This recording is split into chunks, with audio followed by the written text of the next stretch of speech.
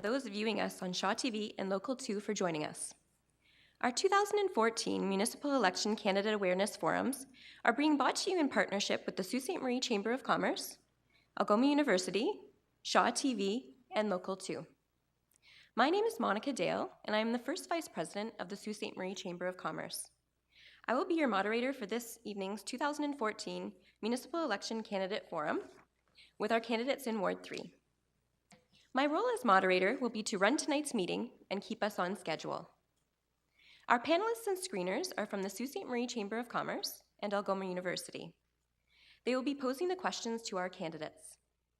Our panelists and screeners are Brent Myron from Algoma University, Dan Nagallo from the Chamber of Commerce Drive Young Professionals Group, and Carol Martin from Local 2. Seating and speaking order for tonight's candidates was decided by a random draw, which was conducted with the candidates this evening prior to airing tonight's session. The format for this evening is to allow each candidate 2 minutes for opening remarks. Our panelists will be posing questions from the Chamber and its members, Algoma University, and from the audience. All questions from the audience will be collected in advance. If you have a question for any of these candidates, please fill out the form that you were handed at the door. Put up your hand, and one of the volunteers will collect your question. Questions will be asked to the candidates on a rotating basis. Please note that due to time constraints, not all questions will be posed. Each candidate will have the opportunity to answer all questions posed, and each will have 1 minute to respond to each question. Shelley Barrich, Chamber General Manager, will be our timekeeper for this session. For opening remarks, she will provide the candidates with a warning bell at 1 minute and 50-second mark, and candidates will have 10 seconds to wrap up their comments. For the questions and closing remarks, a warning bell will be given at 50-second mark, and the candidates will have 10 seconds to wrap up their comments. Let us begin. Starting with Mr. McMichael, please share your opening statement. Hello, and thank you so much for having us here today. Thank you for everyone for tuning in and listening to us. My name is Luke McMichael. I've been around quite a while in the political arena, I guess, for those of you who might have seen me before. I've run twice for the Green Party federally, once provincially, and I did run 4 years ago as well as a Ward 3 councillor. It's a great opportunity to be here today. In all the elections I've run, this one as well, my goal has never really been to get elected, to say it bluntly. It's a secondary goal. I'd love to be elected, and I'd love to be a part of the city council here in Sault Ste. Marie. But my main goal really is always, as far as being involved, is always to get a message out there, to help share some of my passions for alternative energy, Sault Ste. Marie being a great sounding bell for that, a great focus point for that. But in particularly all things of living a happier life, living frugally, living within our means. These are kinds of budget things that I'm very passionate about, particularly on a city level and on a family level. I personally believe all budgets at a government level should be run more like a family rather than always going into debt for certain things. Just spend less than you make, save for a rainy day, save for retirement. All these kinds of principles we can use in the city politics the same way. As far as platforms, I've read all of my fellow candidates' platforms quite a bit, and there's very, very little that we disagree on. I think we all want to cut taxes. We all want to cut wasteful spending. We all want to see lower taxes anyway. We all want job growth, particularly. Myself, I'd love to see more job growth in the technology sectors and alternative energy sectors. I work in the IT department at our local SR Steel, so I'm well-versed in a lot of the potential in Sault Ste. Marie for growth in the technology sectors. I'd love to be a part of that. I'll take more opportunity to share more about myself as the questions go on, but I would love to be. I'd love to have your vote for City Council. Thank you. Thank you. Mrs. Hupinen? Good evening, everyone. Thank you to the sponsors hosting the event tonight. My name is Judy Hupinen. I live on Malabar Drive in Ward 3 with my husband of 35 years and our 2 dogs, Cooper and Maya. We have lived there since 1991. I have been a business owner in the retail travel sector for the last 30 years. During that time, I have served on the board of directors for the Sioux North Rotary Club. I have served as committee chair for the Sioux North Rotary Trip of the Month fundraiser, now in its 6th year. I have also supported and volunteered in many golf tournament fundraisers over the years. Our agency has supported the Alzheimer's Society Walk for Memory fundraiser since 2005. This touches on a few of the charitable organizations that I have been contributing my time and efforts to help make a difference. People have been asking me, why are you running for council? My answer is short and simple, because I care about our city, and I believe I have the experience and the energy to help keep our city moving in the right direction. I believe Sault Ste. Marie has come a long way over the last 20 years, and there appears to be some great potential to keep going and make the city economically healthy and vibrant. Let's make it a place where everybody wants to visit. In order to do that, it is imperative we have a strong and coherent council along with strong leadership in our mayor to keep the momentum moving. As my time is limited tonight, I can only touch on a few points. I would like to let everyone know that on October 25, the Sault Star will be publishing essays written by each candidate. I will be sharing information on how I plan to help make a difference. Please take time to read and make an informed decision on who you think would best represent your ward in council chambers. Thank you. Thank you. Mr. Thibault? Hello, my name's Tim Thibault, and I would like the opportunity to serve as your councillor in Ward 3. I am a retired hospital worker, Sioux Area Hospitals, worked there for 33 years. I was elected as full-time president of Canadian Auto Workers Union, now Unifor, in Sault Ste. Marie, and served from 2004 to 2007. I am running in your ward because I believe I can contribute to our vision of a great city to live, work, and play in. I believe we must continue to be aggressive in attracting economic development in order to broaden our tax base, create jobs, and reduce the tax burden on homeowners and the business sector. I believe that one of Council's goals should be to hold the line on taxes and eventually reduce them while still delivering services. Easier said than done? Absolutely. Somewhat naive? Maybe. But like the Greyhounds, who have unsuccessfully chased the Memorial Cup for several years, they still strap on their skates year after year and continue to chase their dream. So can we. However, it takes a great team in order to do great things. A team of homeowners, apartment dwellers, professionals, students, and small and big business and all three levels of government working together and exchanging ideas on how to continue growing as a progressive and vibrant city. United States Senator Robert F. Kennedy once said, "Some men see things as they are and say why. I dream things that never were and say why not." That quote should serve as our city's beacon in all of our endeavors. I understand that Ward 3 residents have been and continue to be plagued with traffic issues on Second Line, Great Northern Road, and Pine and McNabb Streets, among others. I will request that the Traffic Division look at the viability of traffic signal coordination in those areas, just as one of my candidates said he would do. When it comes to zoning issues in the ward, I am not adverse to new business adventures, but not receptive to businesses if they degrade property values or the general pleasure of residential owners. Thank you. Thank you. Mr. Pollock? Good evening. I'd like to thank the sponsors of this televised event and say hello and good evening to all the residents of Ward 3. I'm Dave Pollock. I live, work, and have invested in Ward 3 for 52 years. Grown in the pea patch, I've resided on Northern Avenue for 28 years with my wife, Kathy. I'm also a father and grandfather. I have a personal vested interest in Ward 3. I own and operate Northern Jewelry and LurryGems.com and belong to the Chamber of Commerce and the Canadian Federation of Independent Business. I'm not shy about seeking solutions to community concerns. I have involved myself in many community initiatives, including organizing and holding both general and ward-specific citizen gatherings. To that end, I am the founder and volunteer in the Sioux Association of Ratepayers. Currently, I am seeking the position of your council representative for Ward 3. Thank you. Mr. Shoemaker? Good evening. I'd like to begin by offering some thanks. First, I'd like to thank the Chamber of Commerce, Algoma University, Local 2, and Shaw for organizing tonight's forum, and to you, Ms. Dale, for moderating. I'd like to thank the members of the audience here tonight, as well as everyone tuning in at home or online. And I'd also like to thank my fellow candidates. I would also like to recognize for a moment outgoing Ward 3 councillors, Brian Watkins and Pat Mick, and thank them for their service to our city. To the people of Ward 3, I entered this race because Sault Ste. Marie has offered me so much, and now I feel like I am in a position to contribute back to it in a positive way. As your councillor, I will be accessible, accountable, and responsible with your tax dollars. I have spoken with many of you during this campaign, at your doorsteps, at events, over the phone, and by email. You have told me about your worries, and we have discussed many issues. I have heard your concerns about traffic noise on Village Court and about speeding cars on Terrence Avenue. You've told me about your frustrations with the PUC's water quality and about rising taxes.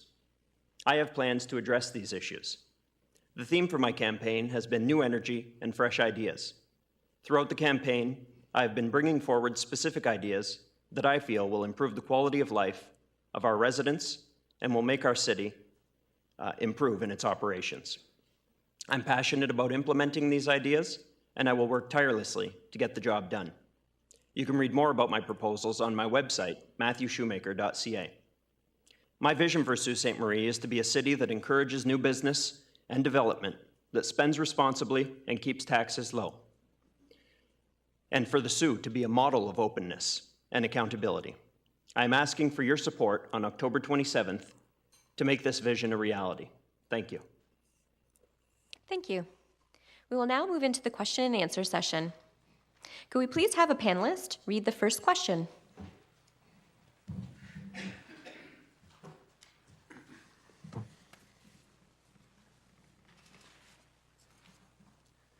Okay, this question is from the Chamber of Commerce. It's, what do you think are the underlying economic business development issues facing Sault Ste. Marie, and what actions are necessary in order to address these issues? Mr. McMichael, could you start us off, please? Hi, well, that's a very big question and a very tough one to answer in less than a minute, but I'll do my best. I think the biggest issue is we need to create new jobs. We need to have places for our children to go and stay in the city. So it's just new energy, where we've done a lot over the last several years. We've brought in a lot of new alternative energy things, like the solar power plant for creating new sources. We've got 2 huge solar farms in the area. There's so much room for growth in the alternative energy sector, and we can continue to push that on a city level. We want to be the alternative energy capital of North America. We already are. And we can continue to maximize and capitalize on that gain to create more business growth locally. As well as I mentioned before, the technology sectors. We just need to continue to work with the Economic Development Corporation to ensure that entrepreneurs have the opportunity to start new jobs, new businesses, and bring new jobs back to the city. And we've done a lot. Like I said, there's lots more we can do. And as a councillor, I will be a vocal voice in every way possible to bring new jobs to the city. Thank you. Thank you. Mrs. Hupinen? I believe the EDC has been doing a great job with their development of small business in Sault Ste. Marie. I have been reading, since I decided to take on this position, I started reading in February online about the different issues that have been facing Sault Ste. Marie, and job creation is definitely a highlight. I believe that the EDC has come a long way as well, and they have I can't remember the exact number of businesses, but they have helped and had a small business open in Sault Ste. Marie in the last year, and that was their goal, and that's what I think the EDC's position is. So I think they're doing a good job. I think they should continue doing what they're doing. I know they have just returned from Las Vegas with some great plans for OLG. It's in its privatization stages, so I'm looking forward to hearing all about that and moving forward with that. Thank you. Thank you. Mr. Tebow?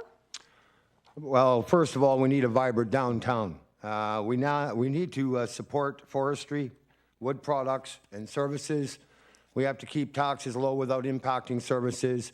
We have to continue diversification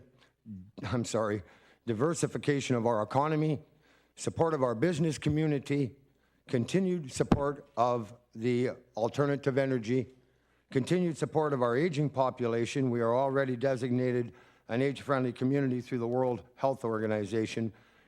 Continued support of our college and universities and students, and continued support of our arts and cultural organizations. Thank you. Mr. Pollock? Could I actually have the question repeated, please? Absolutely.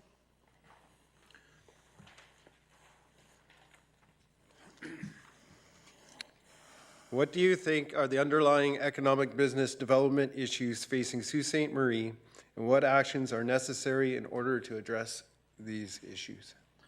One thing that you do hear a lot of is taxation. From being a small business owner, why did I stay in Sault Ste. Marie? Because I look at opportunity, I look at that we have a good sound base here. Why stay for business? Because I see the potential here. That's it. Oh, thank you. Mr. Shoemaker? Thank you. Obviously, as some of the candidates have said, taxation is one of the most important issues when it comes to business development and economic development. So I think that keeping taxes at or below the rate of inflation would be a good start to give businesses that certainty.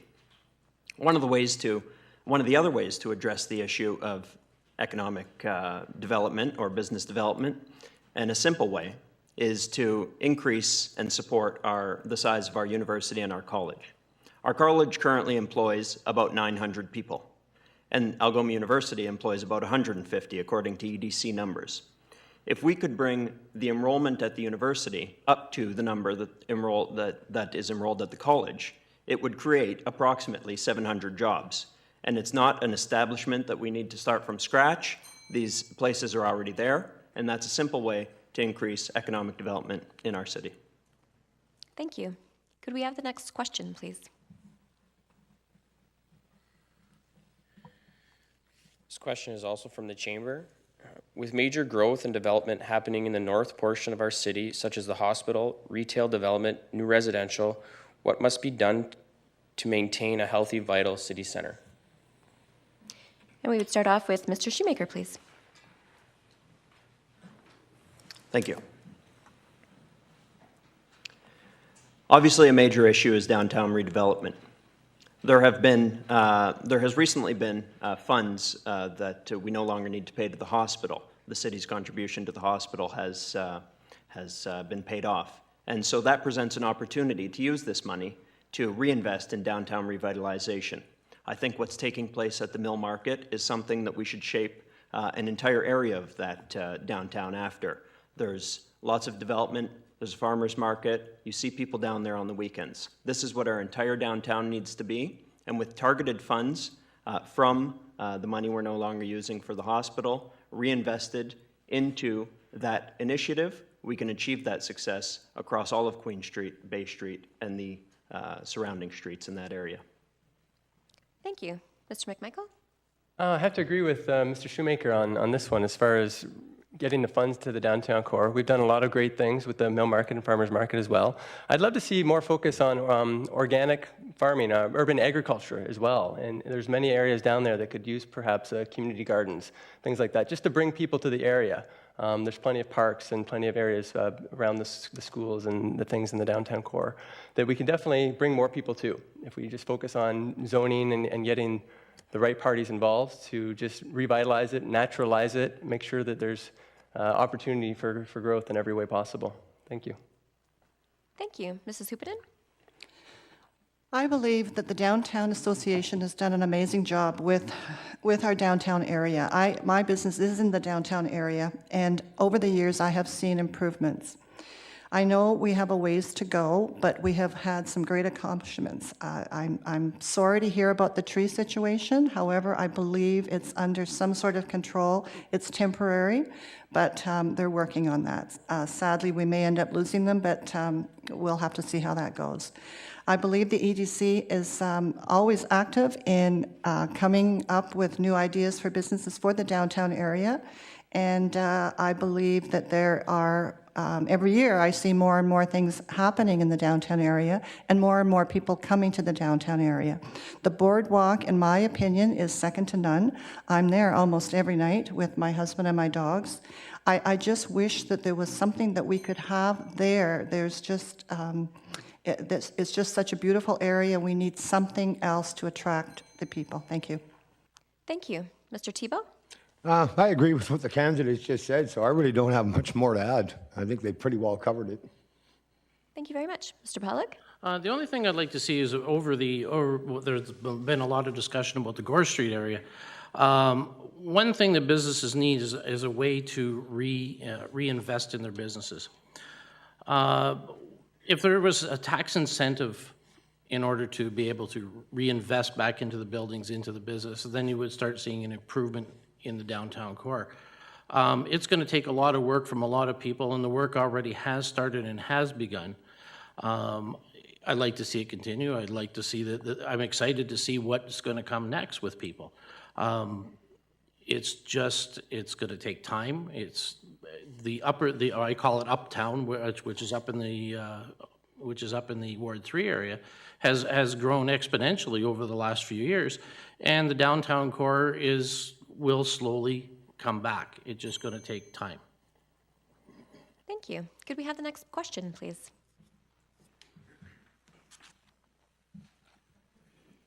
This question's from Algoma University. What is your approach for building a relationship with First Nations and Métis people? Mr. Pollock, could you start this one off for us, please? The thing is, communities in this area, Sault Ste. Marie is kind of a central hub, has been for years, that all the outlying communities, we tend to be, well, like a focal point. Building a good relation amongst our neighbors is extremely important. Thank you. Mr. Shoemaker? Thank you. I think building a good relationship with the First Nations and Métis people is of crucial importance, and I think being a good neighbor is part of that. So encouraging discussion between our communities and the surrounding reserves is necessary. I think that decisions that were made previously, such as disallowing city transit services in those areas, may need to be revisited, because being a good neighbor involves providing services on some agreement of some nature. So these are simple ways that we can build a relationship with First Nations and Métis people in the surrounding area. Thank you. Mr. McMichael? I definitely agree with what's been said. The relationships there are definitely key. I would love to focus more on the sustainability issues around some of our relationships. First Nations people are often very good at that kind of thinking, that kind of mind frame with taking care of our natural environment. I think there's a lot of cooperative things we could probably do and work out with the various groups to have more of a sustainable mind frame and a more of a sustainable community mind frame publicized throughout Sault Ste. Marie. Ways we can reduce consumption, ways we can save on energy, ways we can produce more green energy. There's lots of those kinds of things that we can work with them in order to educate ourselves and educate each other on how to build a better community that will last forever through the ages. Thank you. Thanks very much. Mrs. Huppinen? I agree with the candidates. First Nation and Métis relationships is crucial for sure. I don't think we have done enough in the past. I think we've probably talked about it a lot, but nothing has actually been initiated and done. I believe it would be a win-win situation if we could come up with some sort of program, some sort of initiative that would connect the two and just be happy that, you know, we're all one. Thank you. Mr. Thibault? We must have a good relationship with the First Nations people and the Métis. We must be a good neighbor, just as we are when we have foreign students come to our colleges and universities. We have to be open, and I, again, agree with what the other candidate said also.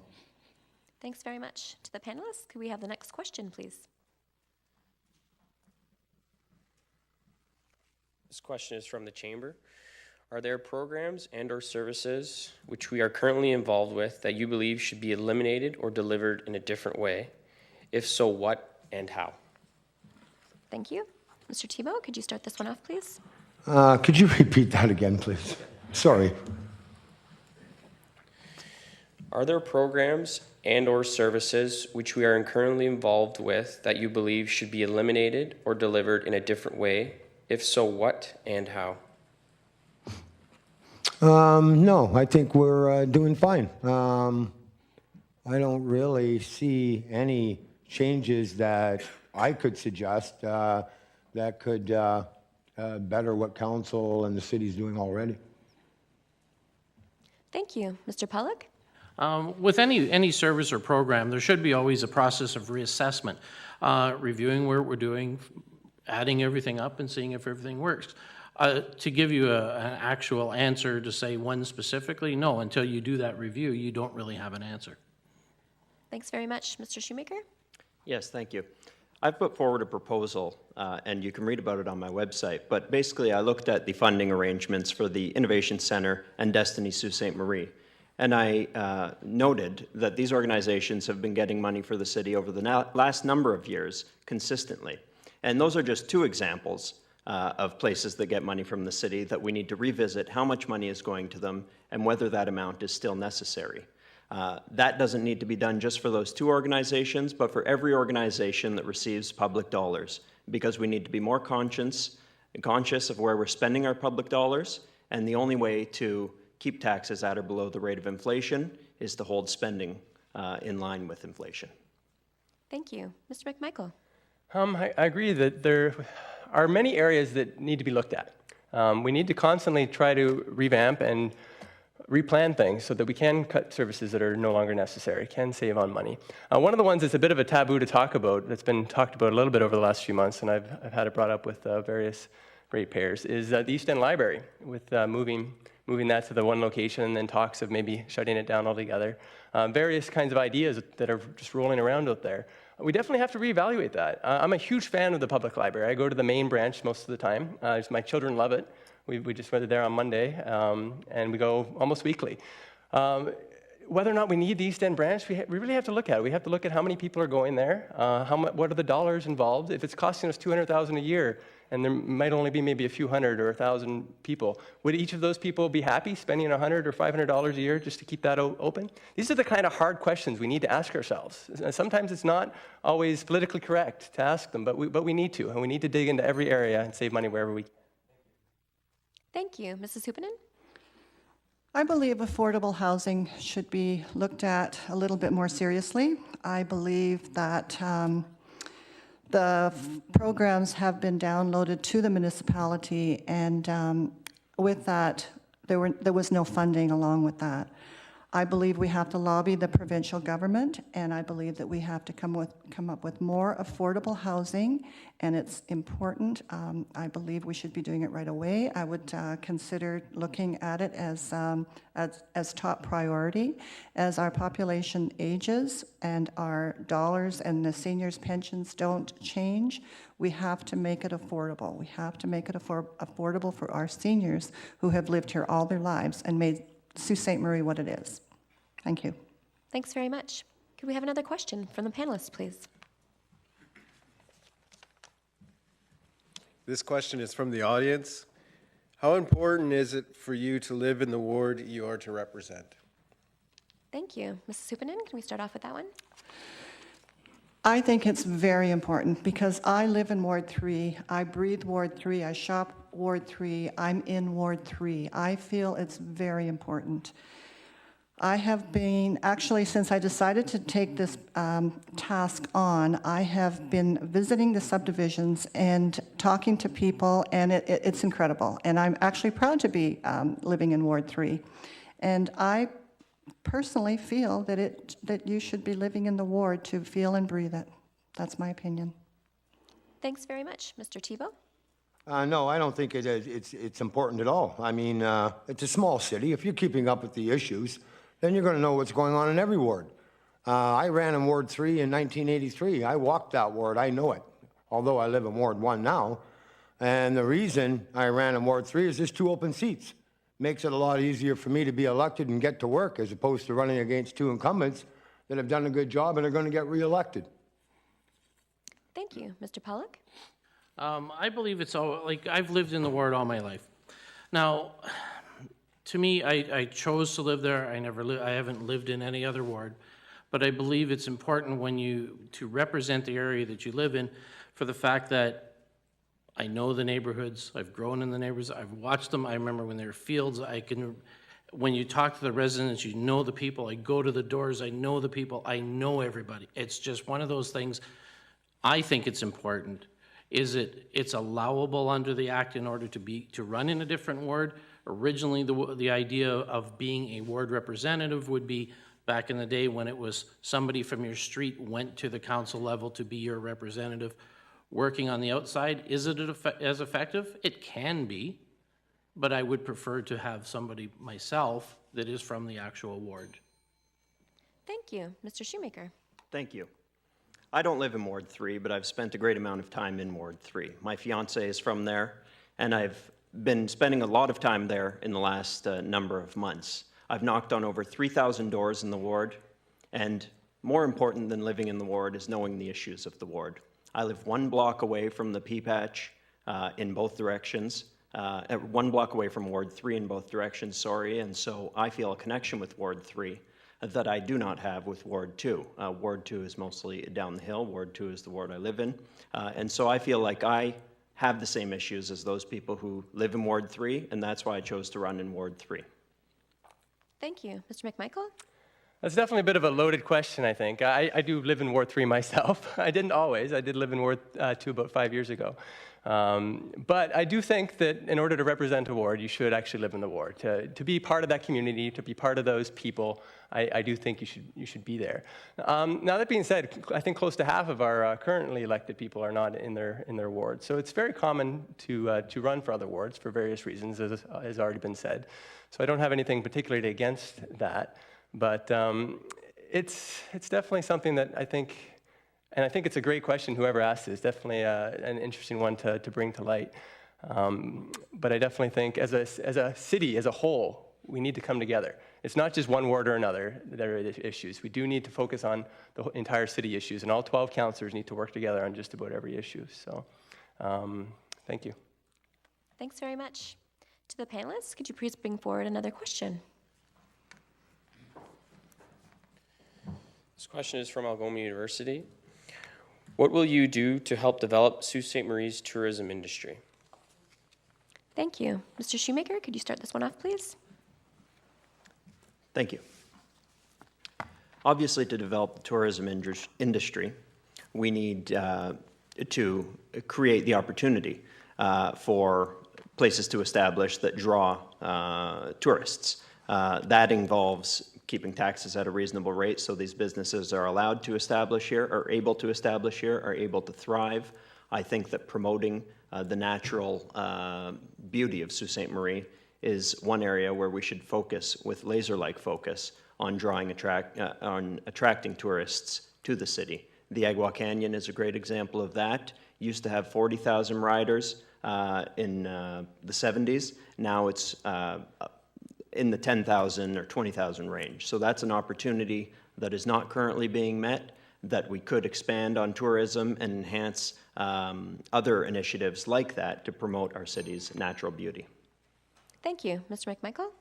I think there's a lot we can do. I'd love to see a lot more focus on ecotourism. As I've said before, there's so much that we can do with that in Sault Ste. Marie. We've already got a great focus on alternative energy with some of the largest solar farms in Northern Ontario, in all of Ontario actually. A lot of the great wind farms that are around here. I think some of the initiatives with some of the waste to energy things that have been coming up and biomass, there's lots of these things that people worldwide can be interested in. And if we can start making our city and posing our city as a place to visit, maybe some kinds of attractions that help direct people towards thinking about alternative energy and thinking about sustainable living.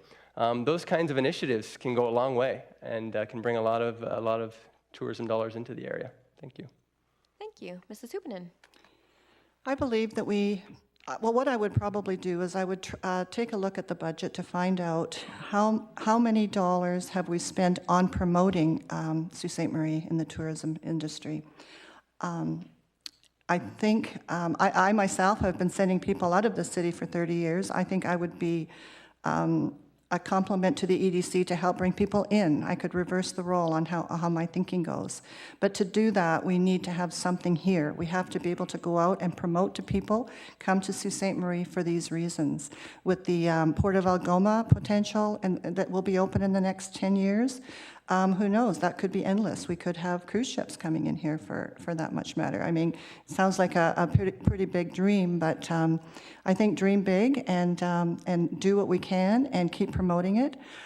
And that would be definitely one of my priorities, should I be on council, is to promote tourism. Thank you. Thank you very much. Mr. Tebow. Well, we have to draw tourists to our community. What about outdoor concerts, like they used to have at Castle Farms in Michigan or in that area years ago that I used to go to, and it attracted many, many people? How about an aquarium? How about a year-round water park? Mr. Roswell, Mayor Roswell, indicated he would have liked to have seen that happen. What about a sports Hall of Fame? I mean, we have many people that have come from this city that are in the NHL. Why don't we look at something like that? We have to look at ideas that are going to draw tourists and keep them here. When we've got ships coming in to our city and there's buses waiting for them to take them to the U.S. side, to Mackinac Island, that's telling us we're not keeping them here. And we have to do something in order to keep the tourists coming back. Thank you. Mr. Pollock. I had a store in Mackinac City for 5 years, and I've worked in a tour, basically, it's a tourist-centered area, and that is their industry. One thing that Sault Ste. Marie doesn't have over what Mackinac has is a focus on changing the way we do business. Changing the way we do business is to include, one thing that we did down there when an event happened, every store in the city knew exactly what was going on. We geared our sales, everything towards that. Everybody was in on the project. When we have an event here in the Soo, few hear of it, some hear of it, but there's not the participation level that we need. If we want to do something, just for example, a car show, there's thousands of cars in the city that could be brought out. Why aren't we doing an annual car show? Car show is a draw. These guys are networked from 200 miles around us in order to bring people here. What we need to do is get a focus, start working on projects one at a time, be consistent, and continue to build. Thank you. To the panelists, could we have another question, please? This question is from the chamber. Name 2 initiatives that you would like to see addressed by the City Council. Could you repeat that, please? Name 2 initiatives that you would like to see addressed by City Council.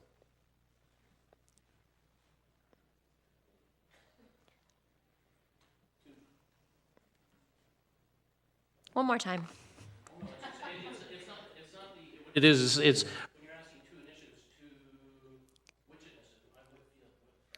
2 initiatives that, I'm not sure what, that are important to you that you would like to see more addressed by City Council, I guess.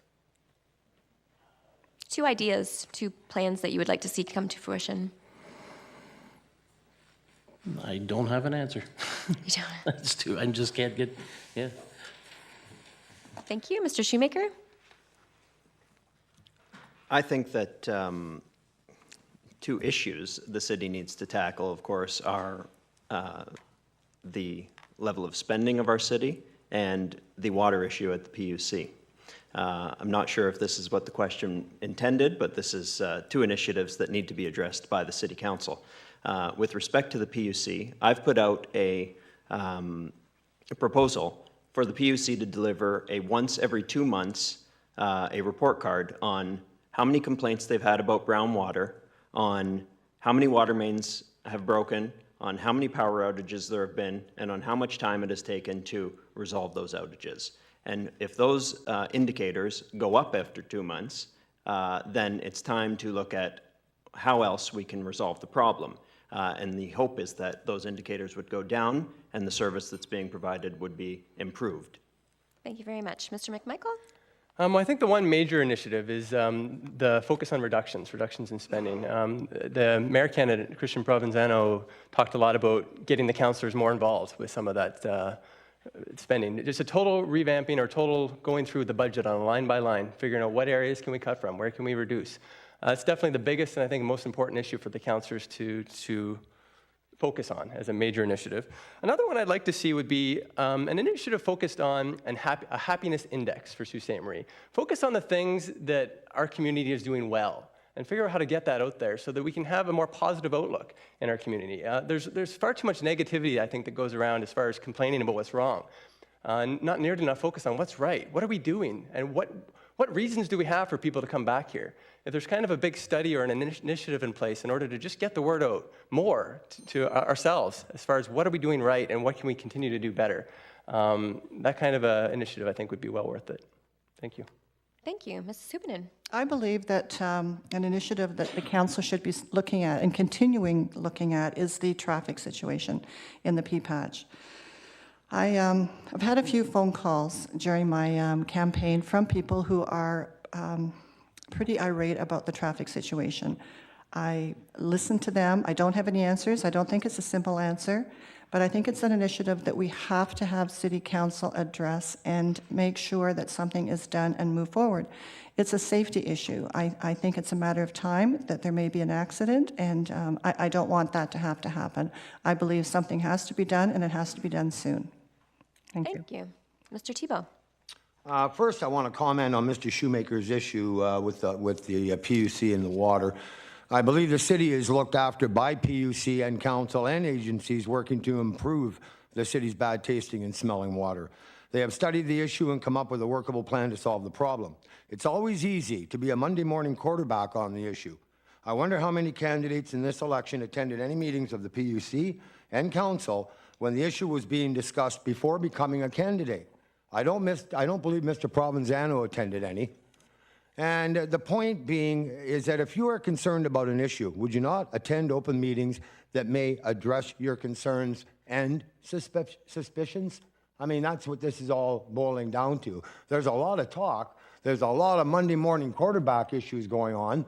And I want to know how many candidates actually attended any of those meetings. Or can I rebut?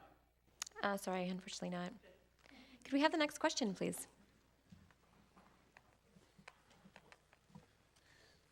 This question is from Algoma University. The city is rapidly aging. What will you do to improve the life of seniors in Sault Ste. Marie? Mr. Tebow, could you start this one off for us, please? I sure will. Thank you.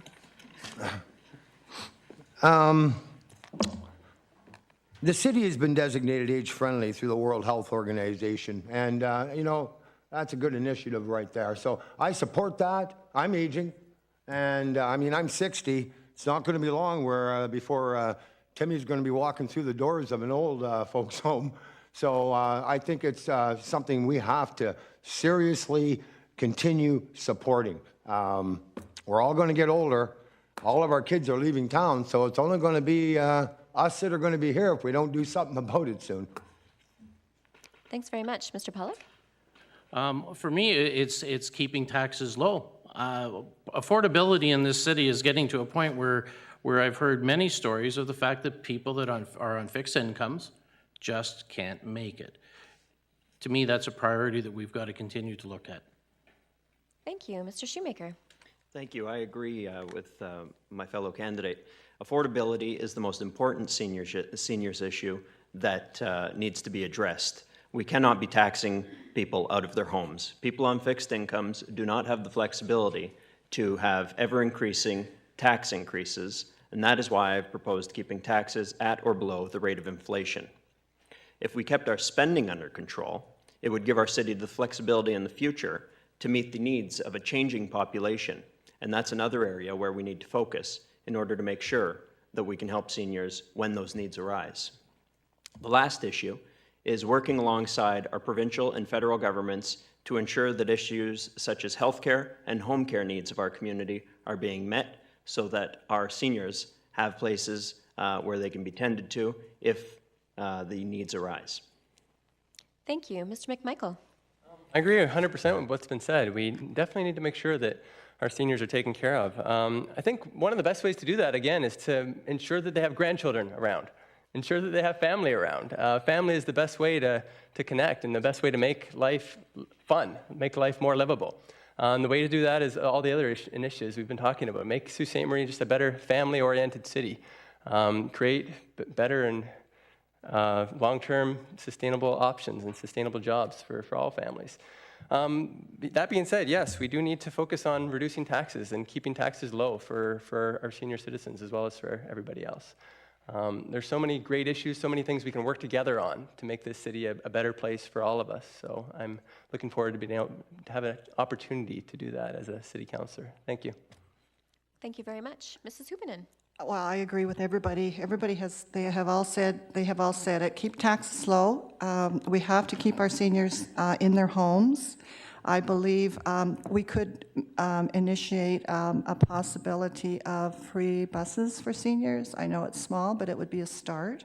I believe that we could lobby the provincial government for more affordable housing. I believe there are other opportunities that we could do to make it easier for our seniors. We do have an aging population, and I see it when I'm walking through the subdivisions and taxes. I believe we have to keep them we have to keep our taxes low for them because we owe them a lot, and that would be definitely a priority to keep their taxes low in my mind. Thank you. To the panelists, could we have question number 9, please? Question from Algoma University. What will you do to help revitalize the city's downtown core? Mr. McMichael, could you start this one off for us, please? I think we've had that exact question I thought already, there if was- I'm not mistaken. I thought there was one about downtown as well. Can we have another question, please? Yeah. Okay.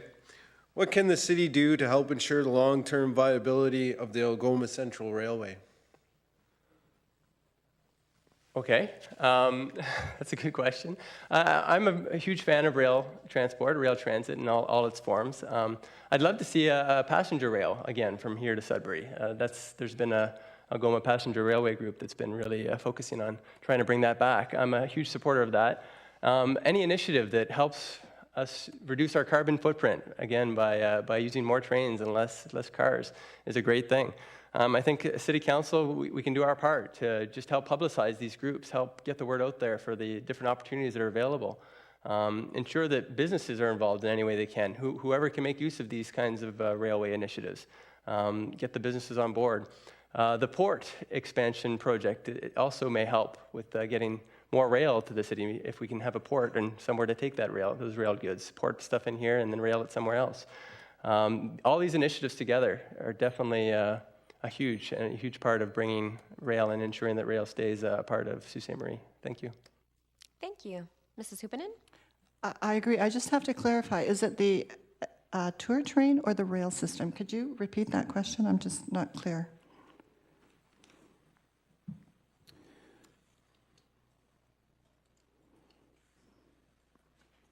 What can the city do to help ensure the long-term viability of the Algoma Central Railway?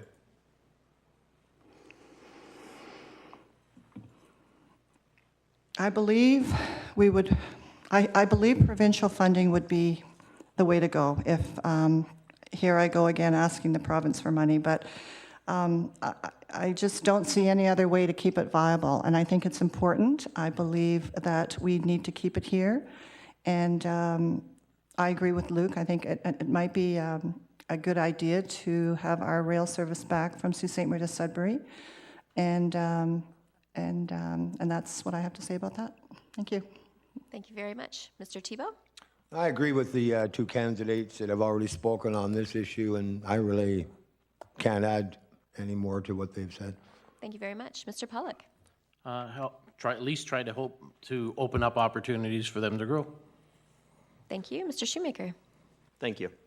I believe what's being asked is about the Sault Ste. Marie to Hearst rail link. And the reason that is being discontinued is because federal funding has been cut. And we've got a current member of parliament who is a part of the government. And so the best thing we can do is foster the relationship with our member of parliament to ensure that funding is put back in place, because this link is crucial for our city and will become more crucial if we get this port development off the ground. And so I think lobbying our federal MP and building those relationships with him is absolutely necessary to ensure that the rail link between Sault Ste. Marie and Hearst continues. Thank you very much. To our panelists, could we have the next question, please? This question is from Algoma University. Where do you think the city's budget ought to be trimmed or redirected? Do you think taxpayer dollars are being wasted anywhere? Mr. Shoemaker, could you start this one off for us, please? Thank you. There are some difficult decisions that will need to be made by the next council. Certain areas that need to be cut include the Norgoma, which I think has been receiving funds for the last number of years, despite not having a formal funding agreement in place. These decisions won't always be popular, but they are necessary to ensure that our taxes can remain at or below the rate of inflation. And there will certainly be certain people who will not be happy with the decisions, but they are the hard decisions we have to make in order to ensure financial stability for our city. Thanks very much. Mr. McMichael. Yeah, again, we had a similar question before with cutting spending. I'm a huge fan of cutting spending, and I'm a huge enemy of wasteful spending in all of its forms. So anything we can do to cut unnecessary costs, I think we need a total reevaluation of everything, and council needs to play a large role in that, as I've said before. I know that there are so many wasteful areas. Some have already been said. I've talked before about some. There should be no end to the effort out there as far as living frugal lives and living frugally as a city. We cannot waste money. It's our money. It's our taxpayer base. It's all of our money.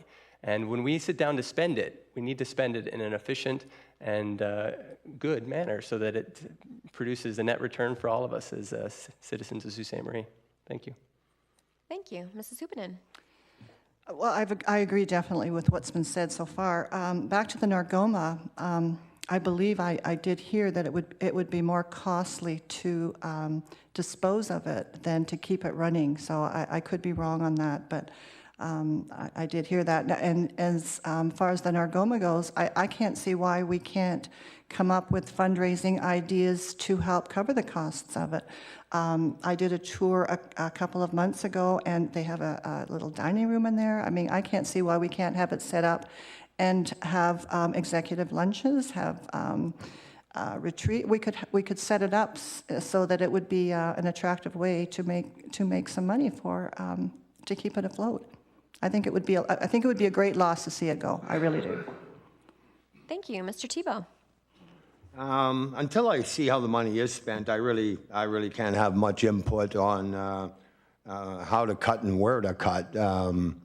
I don't believe we should close a library. I believe that's an intricate part of our community. I think libraries and hospitals, healthcare, and areas like that is what draws people to our community. So we would have to look at other cuts when they come forward and make a decision on where we go. Thanks very much. Mr. Pollock. One thing after this year's 0%, whatever you want to call it, tax non-raise, we projected that there's going to be this coming year a possible 7% increase in taxes. One thing that I noticed that when they presented this, that there was no suggestion of how we were going to reduce spending in order to come up with, to stick with the zero. One thing that we have underutilized in our city right now is the Finance Committee. The Council Finance Committee is supposed to meet 3 times a year. Last year it met once, it met twice with the public. It's an underutilized committee that we need to expand on. One of the things is right now it's currently made up of council and city staff. I'd like to see it with a community component.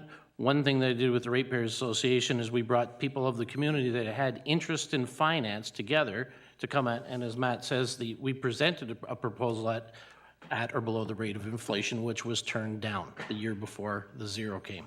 Thank you. To the panelists, please present the next question. This question is from the chamber. What will you do to address the issue of poverty in Sault Ste. Marie? Mr. Pollock, could you start that one off for us, please? Well, the issue of poverty in the Sioux stems from the fact that we've got to start looking at creative ways to get in more industrial jobs here. We have to find new money. With the tools that we have between the Innovation Center, which actually I had a meeting with today, in order to get a young person started in business, we've got to start using the tools we have to start going out and really selling what we have here, because this community has a lot to offer, but we have to go out and actively sell and bring them here. So it's something that we've got to look at in the new year. To address poverty, we've got to get jobs. Thanks very much. Mr. Shoemaker. Thank you. Obviously, the issue of poverty is directly related to jobs. And again, the issue of jobs is related to the amount of tax that these businesses are paying to remain viable. So if we have reasonable tax rates that create more opportunity for businesses to hire people, it will lift more people out of poverty. With the current situation, however, we do need an affordable housing strategy, and that is something that needs to be tackled by the next council to ensure that the issue of poverty and affordable housing is directly looked at and a strategy is brought forward and implemented over the next 4 years. Thank you. Mr. McMichael. I absolutely agree with what's been said. We need more jobs, better jobs, future jobs, high-tech jobs. I've already said a lot about that, so I'll leave it at that. But I also believe that one of the great ways to reduce poverty is to keep people busy, keep people engaged in a good cause, I like to say. Things like community gardens, things like volunteer organizations. We need to help get people involved. If there's ways that we can feed ourselves, there's ways that we can give house to ourselves, Habitat for Humanity. There's so many great organizations locally that we can throw our support behind as a city. We can volunteer on an individual basis to help alleviate poverty in the city. And as a councillor, I believe it's our job to help publicize these things, to help get the word out, to help lead the way in volunteer activism. It's something I've always been huge at in my life with, as the chair for Clean North, our local environmental organization, for 3 years, and then as well as a 7-year volunteer for the United Way. These organizations are great things, and they all help in a significant way to alleviate poverty in the city. Thank you. Thank you. Mrs. Hupanen? I believe, I agree with everybody that has said what they've said so far, but definitely we need to create jobs, and in turn, that would help address the poverty situation. So it boils down to job creation, and that's where it has to start. Thank you. Thank you very much. Mr. Tebow? I believe first it's important to determine what is poverty, who is poor, and why are they poor. When we get those answers, we can then move forward in order to help those in need. Someone could be poor because they're not spending their money right. Someone could be poor, they didn't get an education. Somebody could be living in poverty because they don't have a job. There's many variable reasons why poverty exists. So we have to find out the answers to the 3 questions I asked. And affordable housing is a big one. But then again, if someone's building affordable housing in this city, are they going to want to go below the market value of every other building in this city and basically may not make any money on their building? So that's another thing we have to look at. It's good to say we need more affordable housing, we do, but who do we bring to the Sioux in order to give us that? Thank you. To the panelists, could we have question number 12, please? This question is from Algoma University. What will you do to improve public transportation in the city and make getting around easier for residents who don't own their own vehicles? Thank you. Mr. Tebow, could you start this one off, please? Well, we do have shuttle buses for the aging component of our community. We have our city bus. I don't see any other way that we could move forward on another initiative to move people around the Sioux other than what we have at this time. Thanks very much. Mr. Pollock? Well, a gentleman on Pine Street, we were talking about buses, and he explained how it would make it a whole lot easier for him to get around the Sioux if he could actually see what time the bus was there to pick him up. And I know that sounds like a very simple thing, but sometimes communication, information share, that type of thing. Because when I look at a bus, when I see the name on the front, I don't know where it's going. It says North Street, and yet it's up on second line. Is it going to North Street, or is it going to second? Anyways, and that clarification of direction may help. Using the system, learning about the system, making the system more accessible, and those are things that could be improved. Thank you. Mr. Shoemaker? Thank you. I think we can improve on the transit system by working in conjunction with our university and our college. Some things that are done at other colleges and universities is that each of the students get a bus pass for the duration of the year. And they're paid for through the student fees, and students who don't need the passes can often opt out. And if this was implemented here in the city, it would increase ridership. It would have the potential to increase the stops that these buses go to. And in turn, it could add additional stops if that was one of the benefits to come from that. So if the Sioux Transit could provide a bulk discount to the college and the university to increase ridership, it could help improve our entire transit system, not just for university and college students, but for everybody. Thank you. Mr. McMichael. I'm, of course, a huge fan of public transit. I rode it myself for about a year, but the biggest challenge here, of course, is there's not enough people. There's not enough ridership. If you miss a bus, you've got to wait a half hour sometimes before the next bus. I would love to see free transit. How much more would our ridership increase? There's so many other ways we could save, that we could give that free transit passes to everybody in the city, and that would increase ridership and thus allow us to increase the amount of buses. There's lots of ways we could get that money, lots of other places we could cut spending in order to ensure that there's free transit, at the very least, lower cost transit for everyone in the city in order to increase the ridership. And wouldn't it be great if we could all give up our cars? You could get a bus every 2 or 3 minutes to come by. You could get anywhere in the city in a matter of time, and we could all save thousands and thousands of dollars a year by not having to have a car. I would love that, personally, and I'd be a huge outspoken advocate to do everything I can to increase ridership and increase the viability of transit for the city. Thank you. Thank you. Mrs. Hupanen. I believe that our transit system is great. I haven't had any complaints. I have, at one point in time in my life, ridden a bus, and it was fine. However, having said that, if there are any people out there that would like changes, I bring them forward. I mean, that's why we would be here, is to look at it, analyze it, and again, I'd like to recommend that seniors either get a discount or they get to travel for free. That would be my contribution to the public transit system. Thank you. To the panelists, could we have the next question, please? This question is from Algoma University. What will you do to support sports and recreation in Sault Ste. Marie to ensure Saultites maintain an active lifestyle? Mrs. Hupanen, could you start this one off for us, please? Thanks. I think sports and recreation is very important in Sault Ste. Marie. We are a hockey city, and I feel I'm proud of the way that our Greyhound team is supported, and I hope it continues that way. And that's about all I have to say. I think we're doing a good job with our sports and recreation, and we should continue that way. Thank you. Mr. Thibault?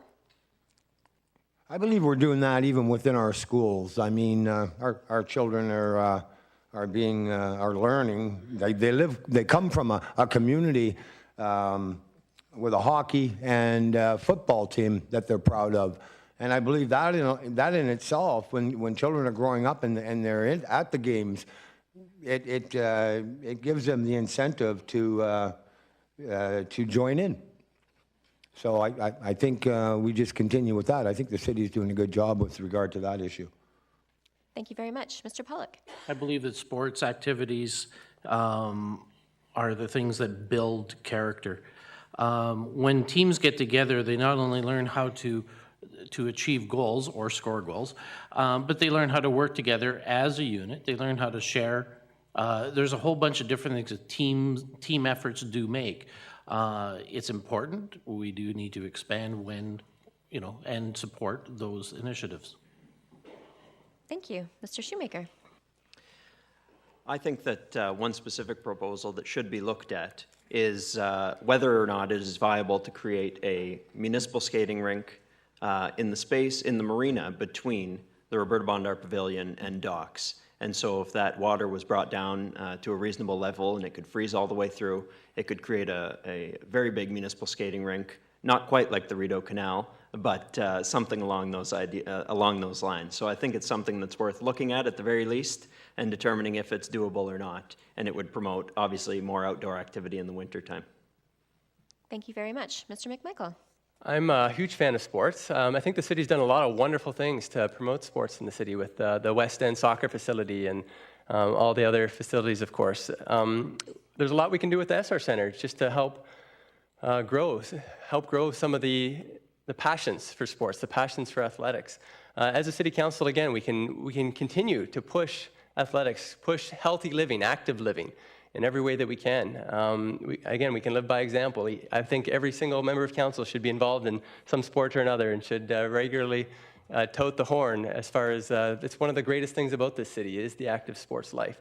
I myself am a huge fan of curling. I grew up curling against and with Brad Jacobs and his team. It's tons of fun seeing them win the gold medal at the Olympics. We have so many great things in this city that we can focus on from the sporting community, and there's no limit to how much we can continue to capitalize on that and help grow it. Thank you. Thank you. The next question from the panelists, please.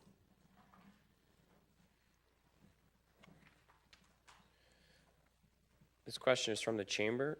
How do you plan to lower Sault Ste. Marie's youth unemployment statistics? Thank you. Mr. McMichael, could you start this one off for us, please? Yes, I think the key for the youth is getting them involved early. Training programs, entrepreneurial type programs. There are a lot already in place. My brother actually got a job through one of those programs, and he's still in the city. It's great to have him here. There's a lot of potential out there for people who are willing to look and willing to learn, and we need to get the word out there to our youth. I have 5 children at home. My oldest is 11 now. So I really hope to do everything I can to help them have jobs here, help them stay here in the city. I'd love to live with all my grandchildren and continue to stay here, all of us here, our entire lives.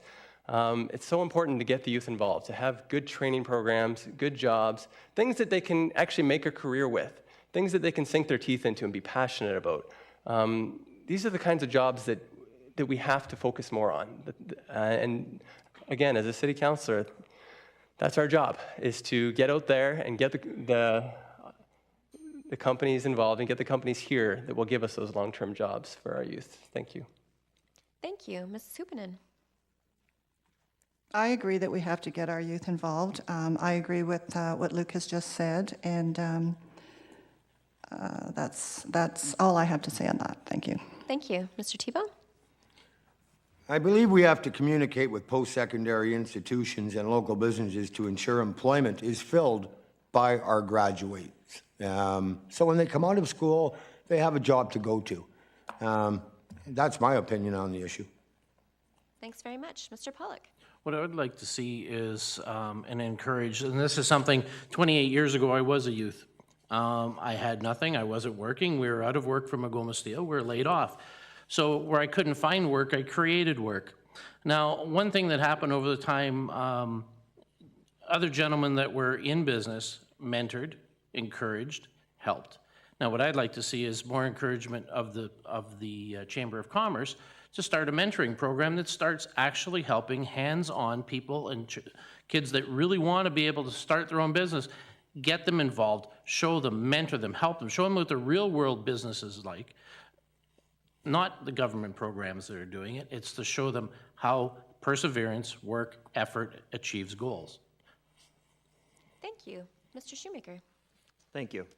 I think one of the best ways we can reduce youth unemployment is to work with the college and the university to tailor their programs to the extent that we can to meet the needs of the businesses in our communities. So we have to look at the businesses, the biggest one obviously being SR Steel Algoma. What are their needs going to be 5 years down the road? What are their needs going to be 10 years down the road? And work with the college and the university to tailor the programs that they offer so that those jobs can be filled and so that people from our community can stay in our community and work, live, and spend money in our community and contribute to the economy.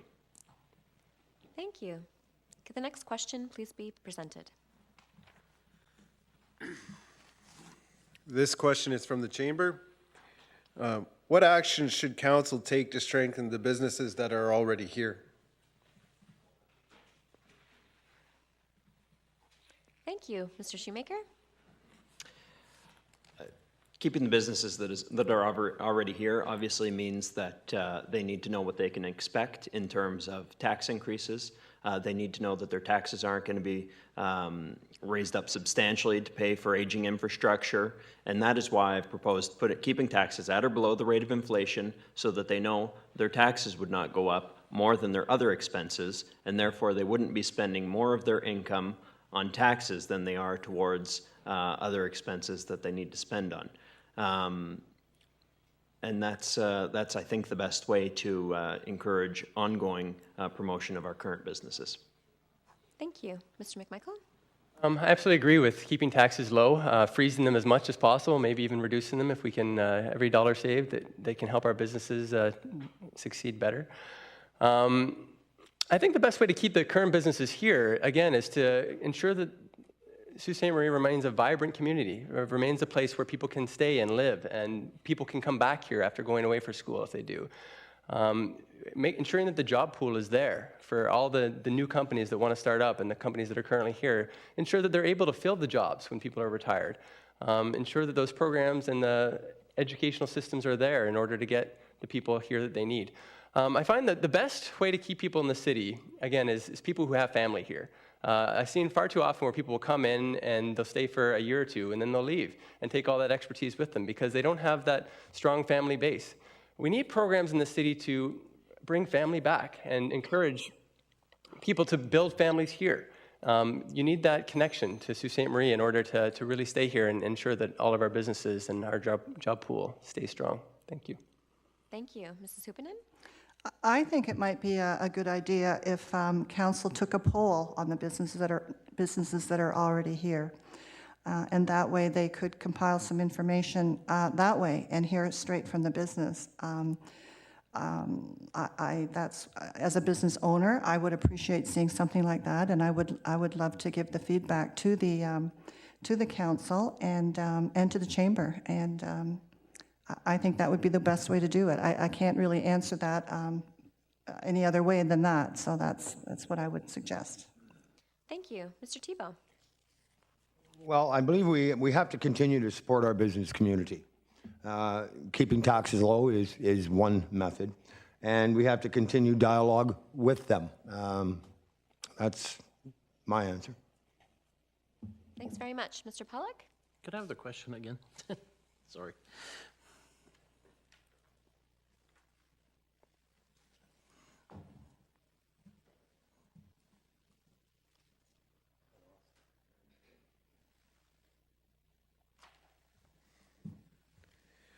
What action should council take to strengthen the businesses that are already here? Well, one of the things that council can do is also, again, is it's encouraging you want to be able to encourage the businesses that have been around. Judy, you've been open how many years? I've been in business for over 30. So you're 30, I've been 28 years. The thing is when you take the businesses that are existing and have beer, we must be doing something right. What I'd like to be able to see is, number one, is the pooling of the resource. The people that are out there, the businesses, to put the ideas together, to start to work with the EDC on initiatives, because obviously if we're doing something right, sit down with us, talk to us, find out what we're doing, see if they can incorporate what they're doing in order to make more sales, which is bring business to this community. Thank you very much. Could I ask the panelists for the final question?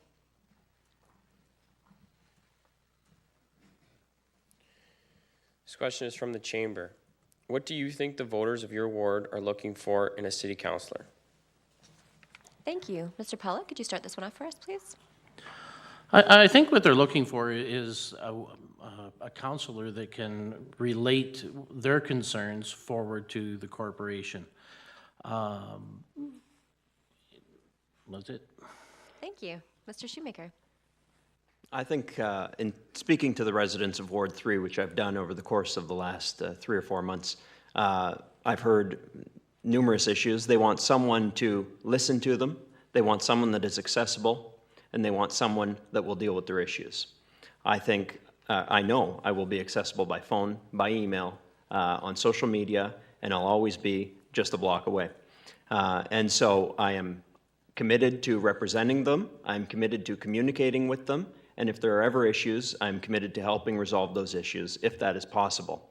And I think that's what Ward 3 residents are looking for from their councillor. Thank you very much. Mr. McMichael? I love Matthew's answer. I believe it's the way to go. I believe that's everything that our constituents or that our ratepayers are looking for, is someone to just be honest for them, someone to be their voice on the city council, someone to look out for their interests and their needs. I'd love to be that person. I'd love to communicate with everybody. I've always been a talker. I've always been a social, outgoing person, like to think anyway. And I'd love to be a voice for everyone in the ward. I'd love to be able to be involved and go around to schools and go around to community events and be able to speak on behalf of the city on ways that we can make the city a better place. That's a great passion that I've always had. I love having these opportunities over the last 5 years in politics to be able to do those things, and it's something that I very much enjoy and would love to be able to do as a councillor for Ward 3. Thank you. Thank you, Ms. Supinen. I believe the residents in Ward 3 are looking for someone to speak for them to City Council. I would be the person to do that. I would be easily accessible. My way that I would keep in touch with the residents of the ward would have them contact me initially. I would meet with them and we would go over whatever their concerns are, and then I would move forward with that. I believe each individual person in Ward 3 that has an issue, they just want to be heard, and I want to be able to bring that to council and speak on behalf of all of the residents in Ward 3. Thank you very much. Mr. Tebow. I believe the residents are looking for a fighter, not someone that's just going to agree with everything that's being discussed. Open, honest representation, hardworking. You have to relate to the ward residents and their issues, and you have to be prompt in dealing with their issues. Thank you. Closing statements will be provided by the candidates in reverse order to the opening statements, starting with Mr. Shoemaker. Thank you, and thank you for having us. I've run my campaign with 100% dedication. I've been to over 3,000 doors in Ward 3. Every night of the week, rain or shine, I've been door knocking. I'm immensely thankful to those who have talked to me at their doorsteps over the course of the last several months. If elected, I'm committed to putting the same amount of dedication into representing the city and the Ward 3 residents. I will always put forward ideas that can help our city be a more affordable place to live, a place with reliable services, and a place that makes citizens' lives easier. Our municipal government should not become an impediment to growth and prosperity in our city. I believe ideas such as keeping property taxes at or below the rate of inflation, reviewing every dollar the city spends, and even synchronizing our traffic lights are goals for the next council. To achieve this, I'll need your help on October 27th. I encourage you to vote for Matthew Shoemaker as City Councillor Ward 3. You can find out more at matthewshoemaker.ca. Thank you very much. Mr. Pollock. It is exciting to live in a growing and vibrant ward. We've all seen the new growth of Ward 3 subdivision creation. We've also witnessed the rapid development and expanding of business districts, senior housing units, medical buildings, and educational institutions. I'm applying to you, the voters of Ward 3, to be your council representatives. It has been my observation and experience that good representation not only comes from people that can listen, but also from those that are proficient at communication, facilitation, and organization. I am in favor of good governance through active community participation, open accountability, and continuous improvement. I'm committed to actively promote community partnership. My goal is to ensure the democratic process is demonstrated consistently in all aspects of our local government. In an effort to achieve the best results, I have spent the last 8 years as a volunteer organizer with the Sioux Association of Ratepayers. In that time, I've had the great fortune to work with many wonderful people from across our city.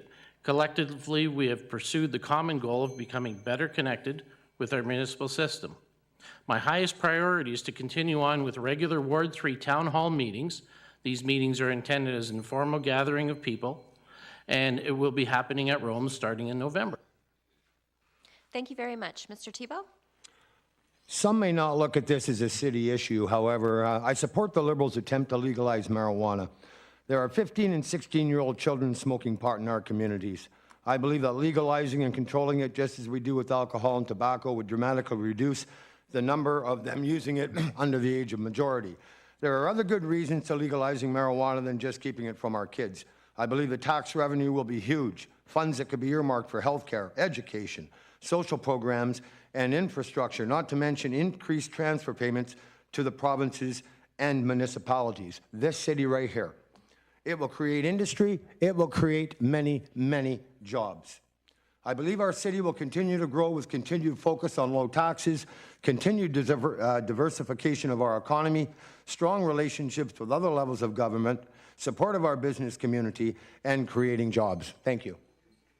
Thank you very much. Mrs. Hupanen. To all my friends in the community, I would like to assure you that should I be elected on October 27, I promise to serve you to the best of my ability and consider the well-being and the interests of Ward 3, and considering the well-being and the interests of Ward 3 residents would be paramount in any decisions that I would make on their behalf. I would promise to help develop and evaluate policies and programs that will assist our city in moving forward. And lastly, I ask that you allow me the privilege to serve you for the next 4 years and trust that I will be your voice on City Council. Thank you. Thank you very much. Mr. McMichael. I'd like to thank you for the opportunity to be here today and to be able to share many of my feelings. I have so many more things I'd love to share, but I just don't have time in the last minute. But if I'm able to be elected as a councilman, I have so many goals and desires and ideas that I'd love to be able to implement here. I'd like to go on a limb and do something extremely strange and weird here for my last few seconds. Come out in public support for my great friend Matthew Shoemaker, who I met just recently. I believe he's done a wonderful campaign. I believe fully that he will be elected. Saying that, I think he's done a great job, and I'd love in every way to be the second person to be able to work with him over the next 4 years. I know that's extremely weird and extremely strange to come out in support of somebody else, and he's probably over there blushing. He might not feel the same way, but I do believe fully that he will be a wonderful counselor for us, and I'm hoping that you give me your second vote and that you allow me the chance to work with him going forward. Thank you. Thank you very much. On behalf of the Sault Ste. Marie Chamber of Commerce, Algoma University, Shaw TV, and Local 2, I would like to thank our candidates for taking part in this evening's forum. Thank you to all of you who attended our session in council chambers and to our viewing audience. Thank you to those tuning in to Shaw TV and Local 2. We extend our thanks to Shaw TV and Local 2 and the news media for their support. We remind and encourage all of you to get out and vote on October 27th, 2014. Please stay tuned for our next session with candidates in Ward 4. Please join me in giving a hand of thanks.